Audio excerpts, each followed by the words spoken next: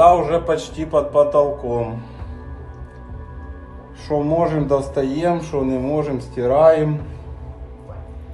Вот такие у нас дела. Вон хатка вся затонула. Дома только крыша. Вот это только крыша, вот это вот такое разрыв. Вот это едем в самих дачах плавно.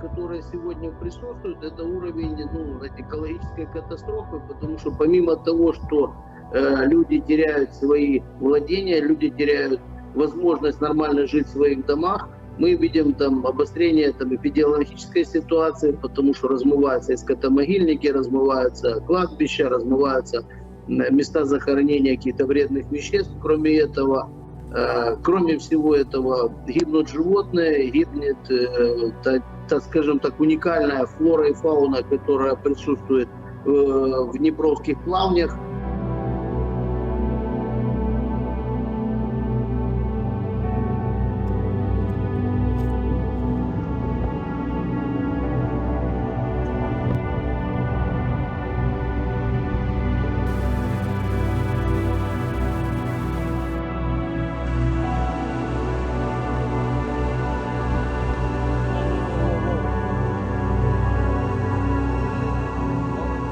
Вот это ни хера земля под ногами